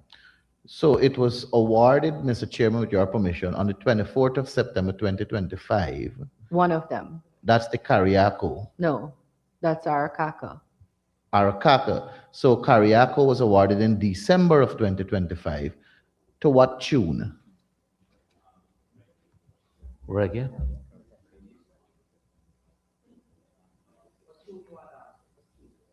To what tune?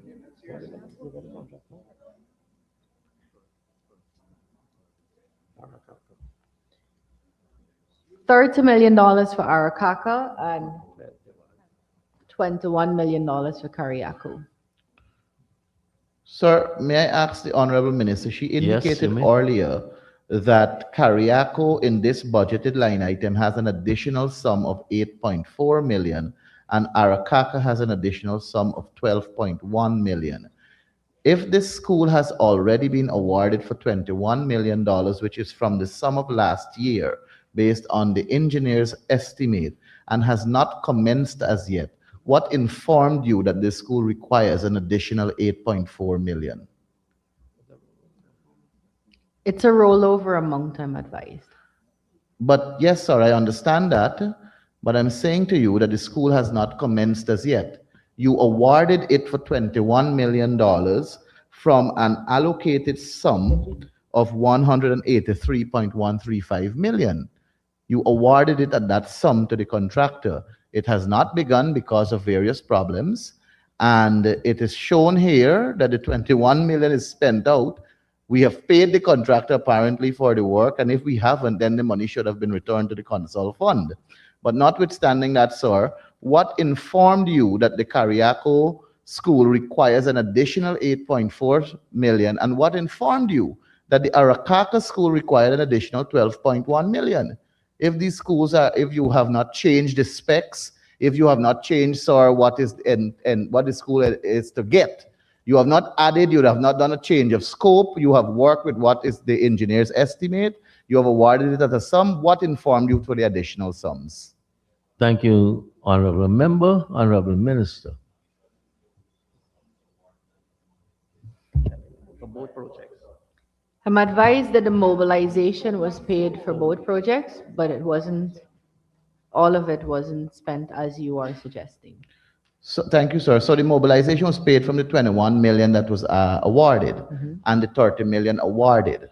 The school's total sum for construction is 30 and 21, respectfully.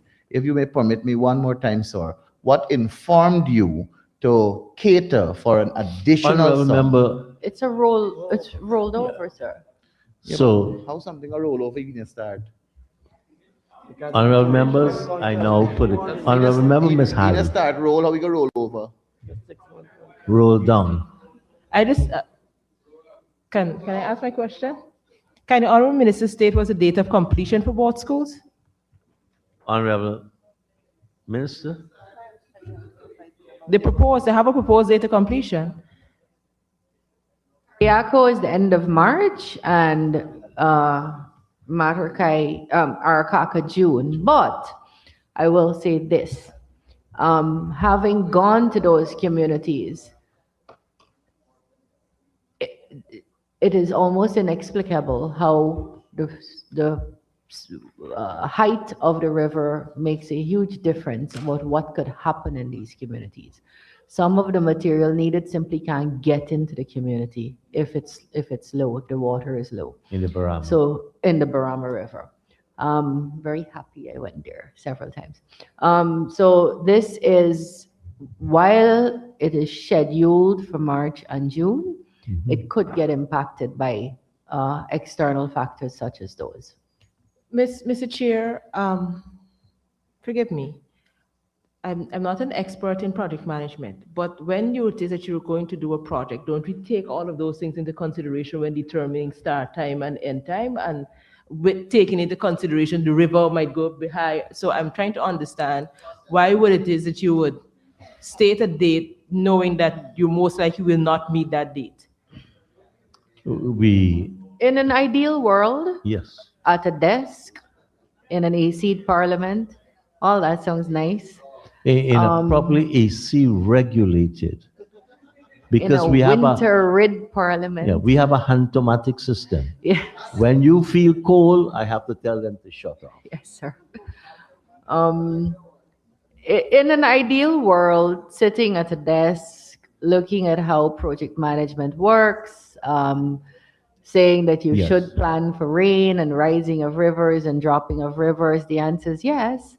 But I'm sure if you were to speak to Ms. Hastings, she'll tell you it doesn't work ideally, especially in these hinterland communities. You might be able to get wood one season And then you can get wood from the same community or for the same community in another season. You might get workers in one season, and then a gold rush is found in an or discovered or established in a place, and you lose all the workers to that gold rush. So you have those kinds of variables that can't really cater for. I'd like to be in the ideal world that exists in your office at your desk, but unfortunately, it's not that. Thank you, Minister. Mr. Chair, I just want to confirm, sorry, just want to confirm that the dates that the both schools were awarded were in 2025, or both were in 2025, just to confirm. Yes, ma'am. Thank you. Honorable members, I'll put Thank- Honorable Member, Ms. Fernandez. Thank you, Mr. Chair. Through you, sir. On the same line item, we're dealing with 1202600. If the Honorable Minister could just turn her attention to page 314 in volume 2. When we're looking at the indicators there, so we heard the minister talk about the schools that are being built. A lot has been said about the infrastructure work that is in process and all of that. But if you to look at the indicators, Honorable Minister, you will see that the 2025 report for matriculation in Region 1 was 8%, with boys actually being 9% and girls 7%. And the target for 2026 is 35%.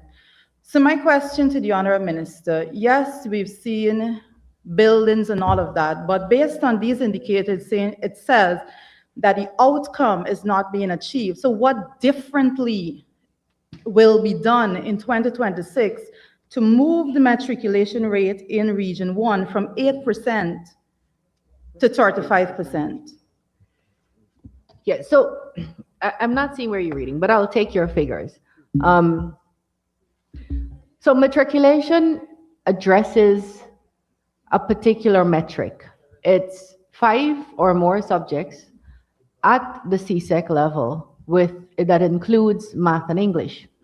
Now, if you don't have schools that children could go and sit in, the actual physical infrastructure, as you call it, then they can't matriculate. We're building 6 secondary schools in Region 1 now. That will tell you the great need that we had in Region 1. So you had children who had no school from which they could matriculate, hence a low number. Once we put these schools in place, you now have the ability, the children now have access, a classroom to sit in, a desk and bench to sit in. We've expanded our teacher training program to a point where we now have trained teachers in these areas. So you're more likely to have children being able to do this fancy word, matriculate, right? 5 or more subjects, including math and English, and passing them. So that's why you see low figures in the hinterland. We're building 4 to 4 secondary schools in the country, built or are building. 24 of those, 26 of those are in hinterland communities, regions 1, 7, 8, and 9, and Oriala. Prior to that, those children had no school to sit in. So yesterday I heard the Honorable, your leader, not the shadow of the opposition leader, I suppose, asking why we had a dropout rate. We don't have a dropout rate. We just don't have a place for children to complete. Just take Camarang. The kids go to the primary top at Camarang, and at grade 9, they have nowhere else to go to. They're loose into the pasture. So they will be counted as children who didn't complete. But it is that they weren't given the chance to complete. Now that we're building 4 secondary schools in Region 7, Jawala, Philippi, Isano, and Carao, those kids are going to have a classroom to go and sit into, and so they will not be recorded as dropouts. That's Region 7. In Region 1, we're building 6 secondary schools, so you ought to see a better matriculation rate, because not only are we building the schools, we are also training teachers. So right now you have teachers trained in areas that don't provide secondary education, waiting for the schools to finish so that they could provide secondary education. Or you have places like Osororo and Kwabana, where you have expansive teacher quarters, where if they don't yet have subject specialists, we can incentivize teachers and send them in there to deliver the education those children need. Thank you, Mr. Chair. Follow up through you, sir. Go ahead. Thank you, sir. Honorable Minister, I do note your comment about having the schools in the area, but my question more so is when it comes to the curriculum, how is it going to be treated with? And I just want you to note, Honorable Minister, that without the schools and the physical infrastructure that you referred to in 2016, the math pass rate in Region 1 was 21%. 2018, it was 30%. And that was without these schools that you're referring to. And now we're talking about when we do have in the building, it's at 8%. So definitely it goes further than this physical infrastructure. And what are we doing with the curriculum that we're putting at work? It does go further. The stats you quote are pre-COVID. All the IFIs, that would be international financial institutions that did studies on COVID and its impact, made consistent predictions. One, you would end up with early school leaving, what we call dropouts here. And two, you would have such amazing learning loss that we would never be able to catch it back. What happened is in 2025, for example, the entire Caribbean dropped by 7% in mathematics. By 2025, Guyana, because of particular programs put in place, such as a math intervention program, the provision of textbooks, geometry sets, calculators, trained teachers, programs on the Learning Channel, we were able to raise our pass rate by 5%. The rest of the Caribbean only raised by 3%. The children who wrote and CSEC in 2025 were children who did not get first and second form teaching. They didn't get basic teaching because of COVID. Now you speak of a curriculum and you speak of matriculation. The curriculum for matriculation, let me break that down a little bit. All who gonna write CXC in fifth form will write CXC based on a curriculum set by the Caribbean Examinations Council. It's not a local issue. And so we can't change the curriculum. What we have to do is reform, if needed, what we have to do. But to quote statistics in 2016, in any event, a child writing CSEC in 2016 would have had tutoring from 2010 to 2015 under the PPPC.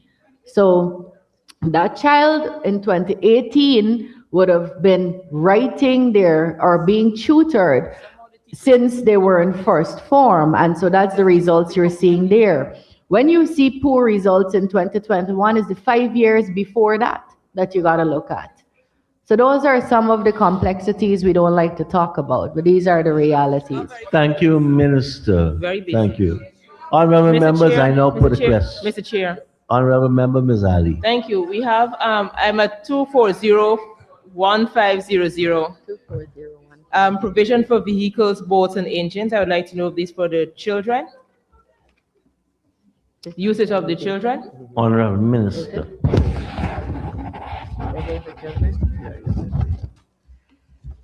So we're purchasing a SEN bus, that's special education needs.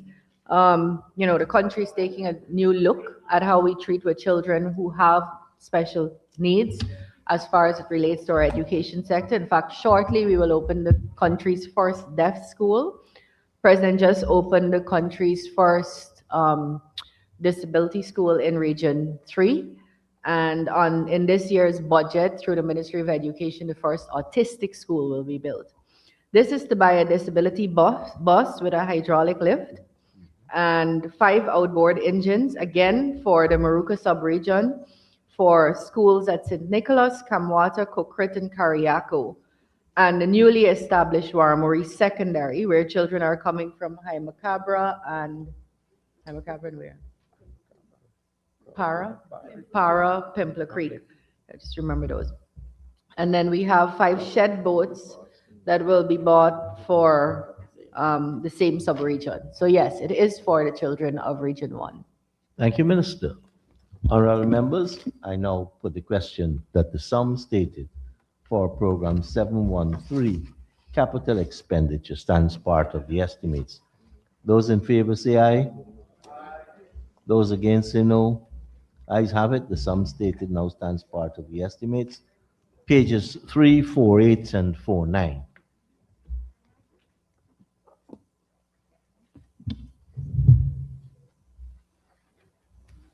And I propose a question that the sum stated for program 714 health services current expenditure stands part of the estimates.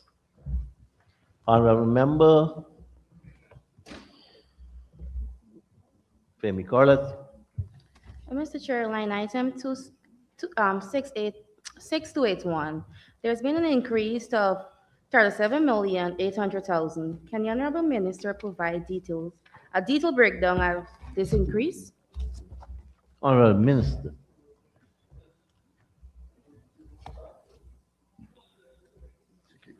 Who is providing security? Strategic Action Security Limited?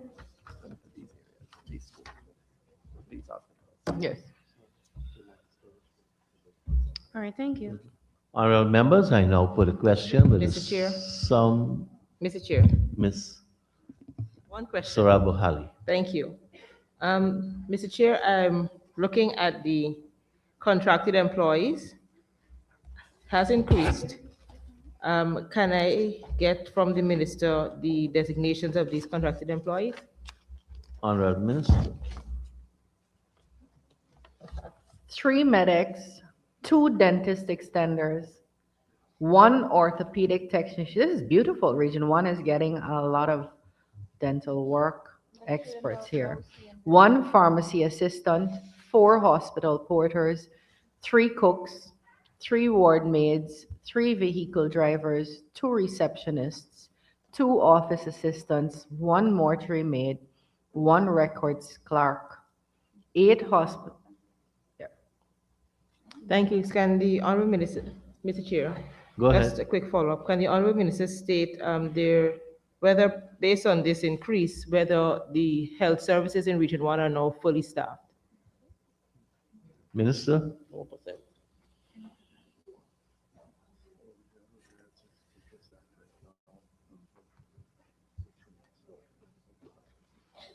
I'm always careful to say a health service is fully staffed. So of my own, I'll say no, because you can always do it more porters, more maids, more medical technicians, more doctors. It depends on what standard you're heading for. What we are building in Region 1 is a brand new hospital. And with the expansion of our health facilities, we will need more staff. In 1997, when I first started talking about why people should vote for the PPP, we were counting health huts. We've now moved to health centers, and we're moving those health centers into district hospitals and then regional hospitals. And so there's always a constant need for a review of what staff you have and what staff you need. Thank you, Minister. Honorable Member, Mr. Duncan. Thank you very much, Mr. Chair. Minister, you just mentioned you're building a brand new hospital in Region 1. Could you tell us where the hospital is being built and the stage the hospital is at? Honorable Minister. It's being built at 3 Miles, Maruka. So Maruka is one of the sub-districts of Region 1. And it's being built through the Ministry of Health, Central Ministry. Thank you, Minister. Honorable members, I now put a question that the sum stated for program 714 of this agency health services current expenditure stands part of the estimates. Those in favor say aye. Those against say no. Ayes have it. Sum stated now stands part of the estimates. Let us turn to pages 553 and 54. And I propose the question that the sum stated for program 714 capital expenditure stands part of the estimates. Honorable members, I know Ms. Halley. Thank you, Mr. Chair. Can the Honorable Minister state what retention is being paid on this line item? 120-2400. Honorable Minister. Huh?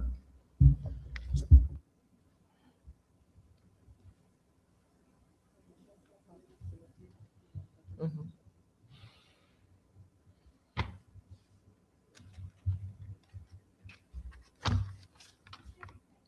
Did Yes. you say retention? Yes, it says provision for health facilities and payment of retention.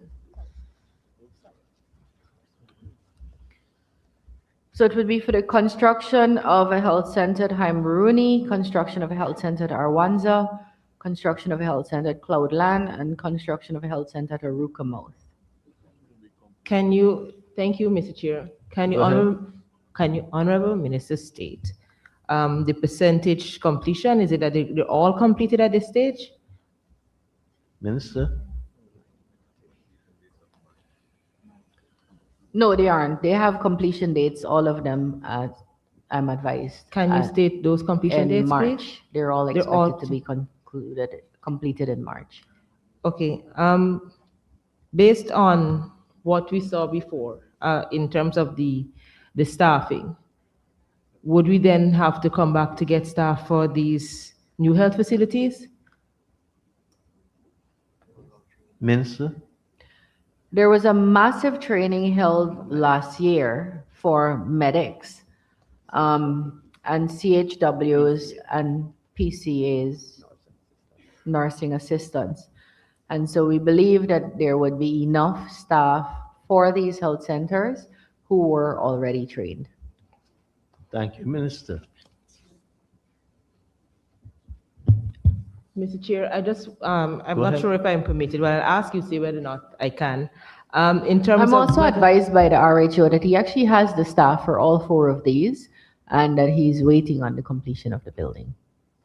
So Thank it's you, already budgeted for, or he The has staff- them on standby? But new staff is usually budgeted for under the Ministry of Finance, not under the ministry or in the region.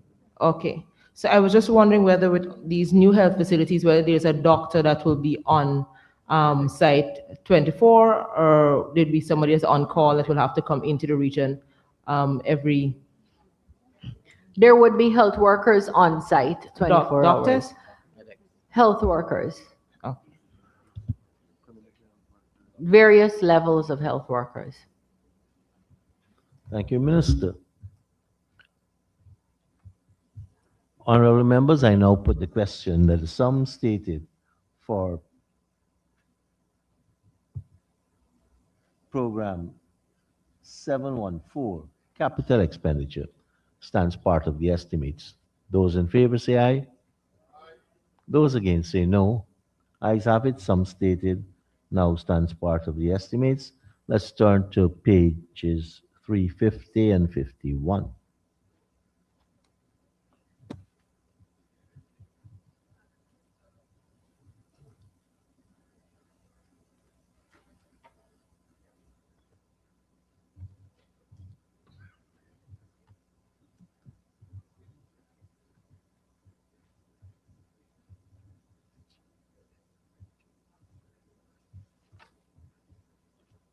Honorable members, I propose a question that for agency 71, program 715, agriculture current expenditure, that the estimate stated herein stands part of the estimates. Honorable member, Ms. Singh. Thank you, Mr. Chair. Mr. Chair, line item 6116. There are three contracted employees covered under this program. The question is, for the entire region, is that a full complement? Yes, for Honorable agriculture. Minister.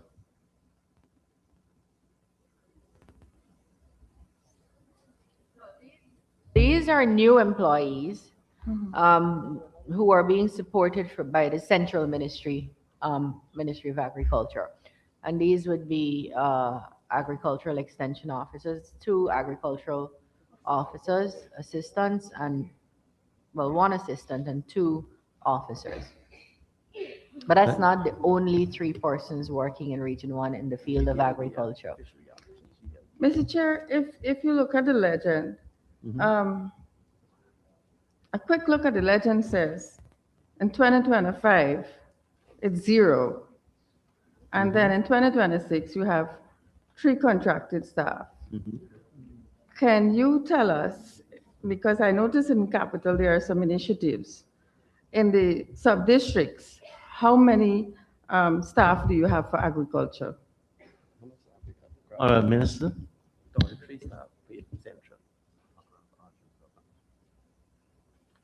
There are about 33 staff members in agriculture um, for the region.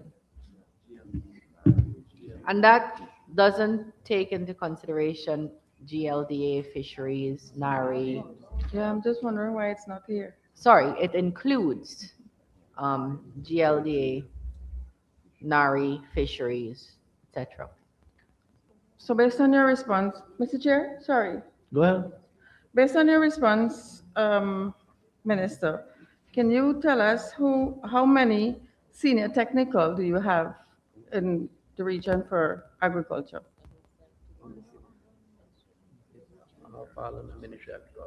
Yeah, so I'm trying to clearly haven't been successful. I'm trying to explain that what you see in the regional budget does not necessarily reflect all that is happening in the region.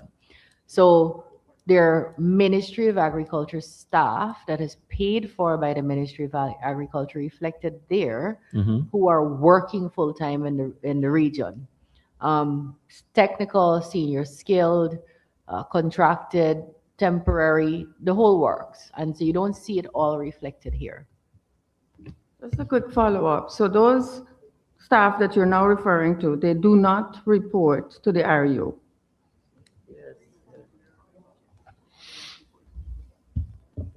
Yes, they do. Thank you. Honorable members, I now Mr. put Chair. Honorable Member Mr. Jordan. Mr. Chair, if I may turn the minister's attention to page 318, the volume 2, the performance indicators. Under strategies, it says to improve food and nutrition security, and the impact is to have enhanced food and nutrition security. Indicator number 16 speaks to number of measures to ensure food availability, accessibility, utilization, or nutrition and stability within the region. Mr. Chair, I would just like to ask the minister, what are those measures? Because when I looked earlier on the health, I saw that in region 1, the number of pregnant women within that region with anemia stands at 10%. So I just want to ask of the minister, what are those measures to ensure the food availability? Minister.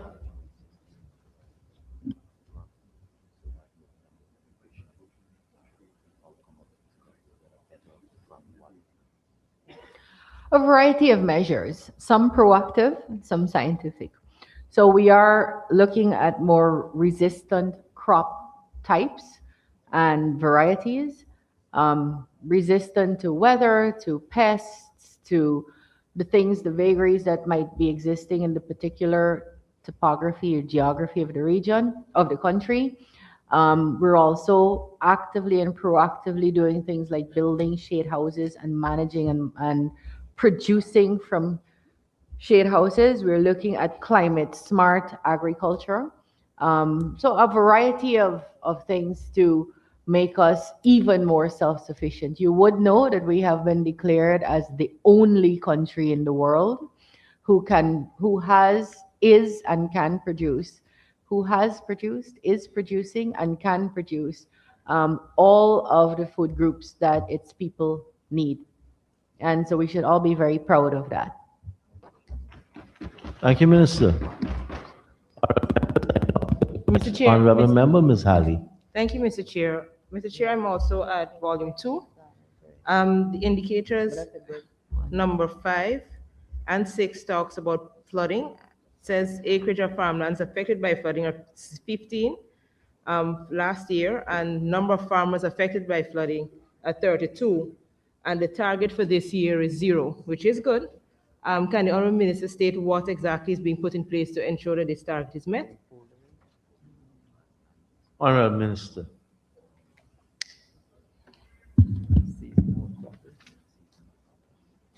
So a massive program of empoldering farmlands, which would prevent rising waters from entering into farmlands and thereby causing flood damage, as well as seasonal cropping.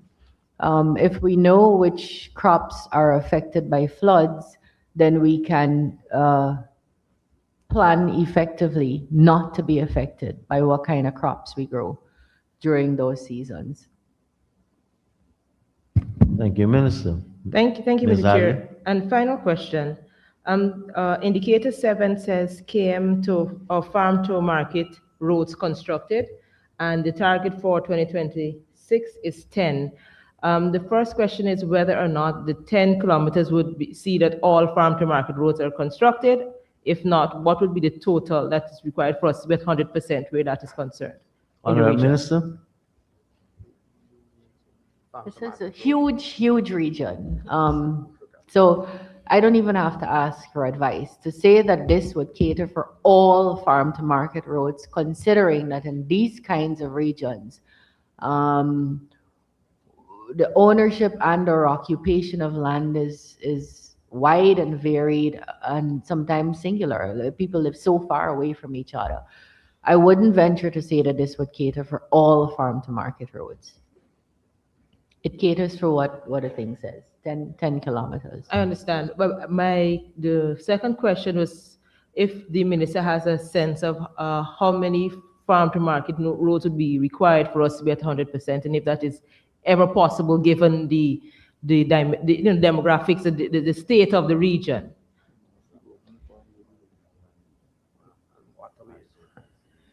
Yeah. Go ahead. It's I don't like to use words, it's not possible. But if you know the kind of isolated farms we have across these geographies, in flat places like, let's say, the Maikoni River, you'd understand the kind of undertaking you're asking for. Region 1 is actually not flat, so that even makes it more complicated. So no, we don't have a figure that says how much roads we would have to build to take everybody's produce from their farm, isolated up some mountain, down some valley, on some flat land to a market. No, we don't have that information right now. Thank you, Minister. Honorable members, I now put the question that the sum stated for program 715 agriculture current expenditure stands part of the estimates. Those in favor say aye.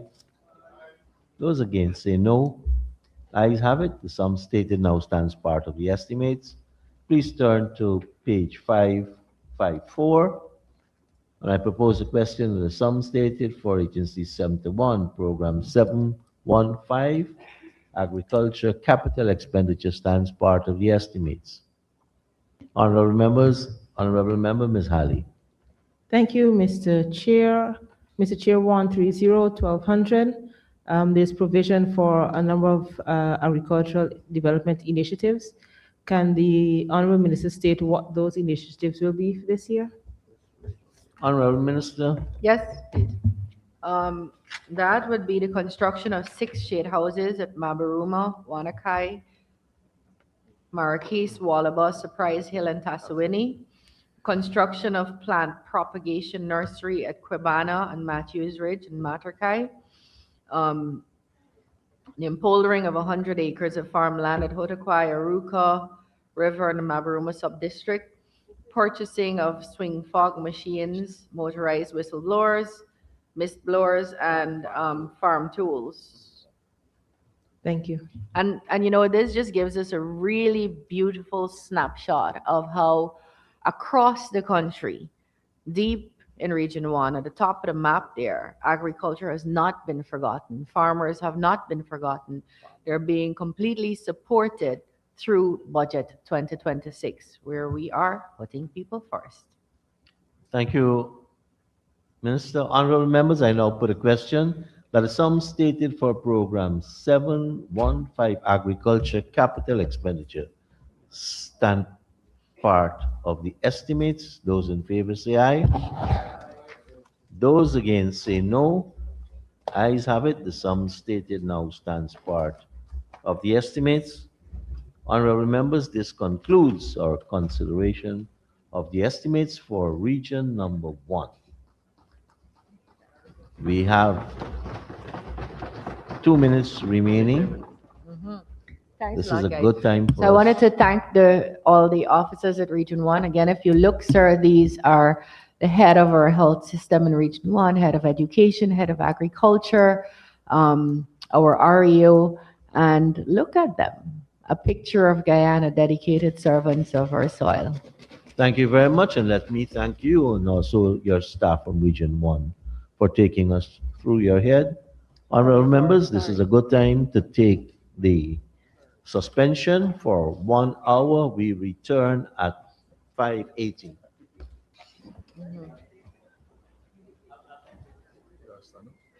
Yeah.